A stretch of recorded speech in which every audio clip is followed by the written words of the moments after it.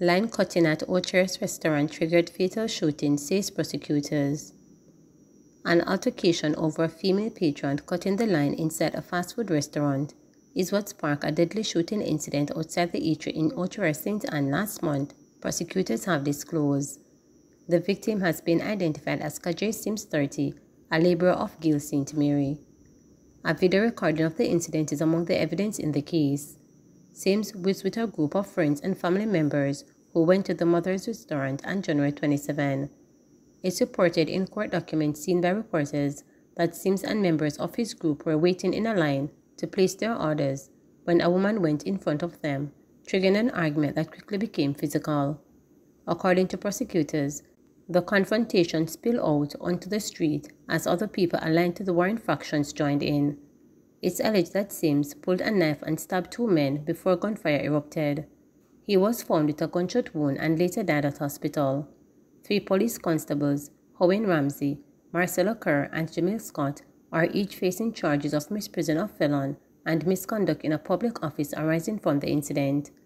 Misprision of felon is a failure to report a crime.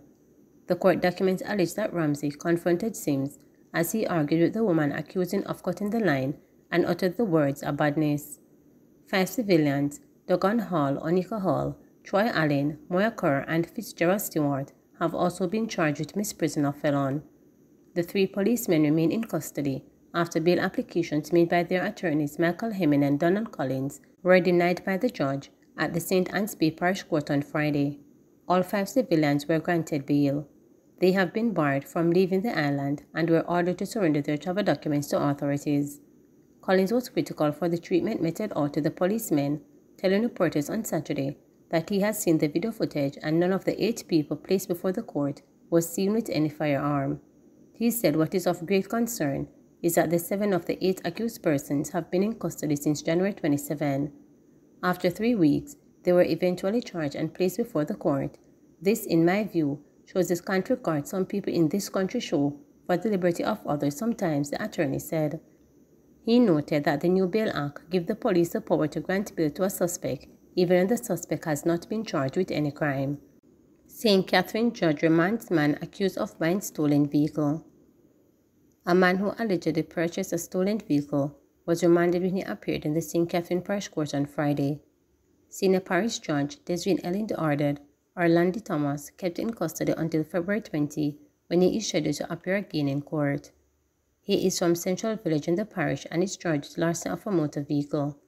Thomas' attorney, Walter Milburn, told the court it was narrative of the part of his client which allowed him to become the victim of a scam.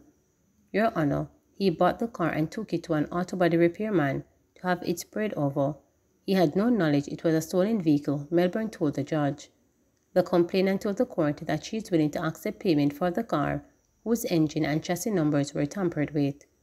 It is alleged that on January 26, 2024, the complainant rented a Toyota Isis motor vehicle valued at $1.3 million, with a contractual stipulation that the vehicle be returned on February 2nd. After date passed and the rentee could not be located, the vehicle was tracked to Windsor Heights in St. Catherine. A report was made to the police which resulted in an operation, and the vehicle bearing public passenger vehicle license plates was discovered at a repair shop. Thomas was arrested and he admitted that he bought the vehicle but did not produce a receipt. He was subsequently charged. Farm roads in Trelawney to be rehabilitated. The Minister of Agriculture, Fisheries and Mining, Floyd Green, has announced significant investments in Trelawney's agricultural infrastructure aimed at boosting the sector and supporting local farmers.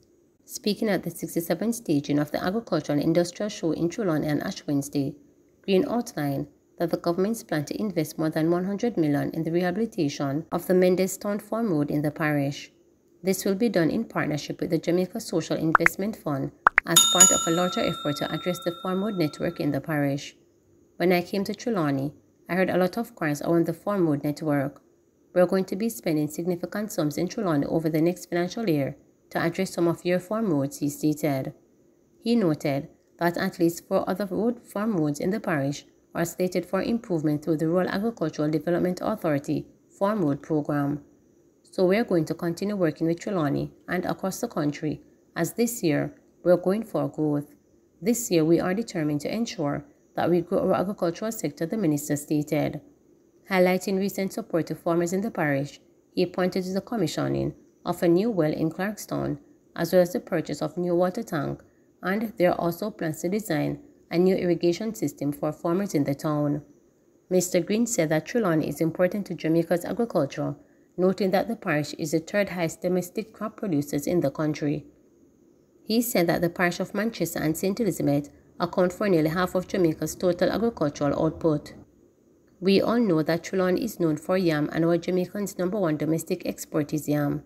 Last year, it is estimated that we crossed a major milestone where we would have generated US $40 million from the exportation of yam, and a lot of that came from right here in Trelawney, Green indicated. So we are going to continue to be working with the farmers of Trelawney, he added. JFB saves over $713 billion in property in 2023. Having responded to more than 20,000 emergency calls in 2023, the Jamaica Fire Brigade JFB has reported that over $713 billion worth of property was saved from fires in that same year. Speaking at a recent JIS think tank at the agency's head office in Kingston, Commissioner of the JFB Stuart Beckford said that saving lives and protecting property is a critical area for the JFB. So last year, we saved in value approximately $713.4 billion worth of property. Property loss stood at approximately $10 billion, and property at risk stood at $723.3 billion, he noted. Regrettably, the Commissioner pointed out that there were several fire-related deaths in 2023. We lost 32 persons last year to fires when compared to 24 the previous year, an increase of 33.3%, said Commissioner Beckford, adding that the number of deaths comprised 28 adults and 4 children. The Commissioner also informed that Kingston and St. Andrew had the highest death count of 9, followed by Westmoreland 5, St. James 4, and St. Anne and St. Mary with 3 each. I am happy to report that Manchester, Portland, and St. Thomas had no fire-related deaths last year, he added. Fires in 2023 resulted in 1,539 individuals being homeless, a decrease of 207 or 11.9% when compared to the 1,746 individuals who were left homeless in 2022 due to fires. The total number of homeless persons last year included 1,121 adults and 418 children. Teachers encouraged to use Education Ministry's job portal. Minister of Education and Youth Favour Williams is encouraging teachers to use the ministry's job bank portal to identify jobs in the sector. The portal can be accessed at jobs.moey.gov.jm, aims to streamline the process of finding teachers and teaching jobs. We know the search process sometimes takes a while for you to find a school that needs your subject area if you're a specialist, or to come in contact with the primary school that will need you, Williams stated. We made it easier, and we would love for you to register and upload your resume onto the job platform, so our principals and school boards all across Jamaica will have access to the information and make your placement and search process easier, she added. The minister was speaking at the Jamaica Teaching Council's Beginning Teachers Synergy conference held at the American University College on Friday. Williams also encouraged teachers to utilize the ministry's online repository of lesson plans. She noted that they can download and tailor the lesson plan to fit the needs of the students. I want to implore you to go into the classrooms to take with you all the innovations and all your imagination. I am asking you not just to go to school and fit in with what is there. I want you to be as innovative as you can, to put forward your ideas in staff meetings and to speak to your principals about ideas you have as to how you may improve learning outcomes in our schools, the Education Minister said. In the meantime, Minister Williams informed that over 663 schools now have internet connectivity. She also stated that the ministry is prepared to work hard to ensure that the schools in need of critical maintenance will be outfitted with the necessary improvement for greater learning outcomes. I want you to embrace transformation in education because we know that it is the main ingredient to transforming the nation, to expand economic activity in this country, and to help persons to fulfill their potential. We know that it is you, the teachers, who are the architects, she stated. Permanent Secretary in the Ministry, Dr. Kisan Troop, who attended the event, encouraged teachers to continue to be passionate about their careers as they enter the classroom for the greater development of the country. Please remember to subscribe, like, share, and click the notification bell for daily updates.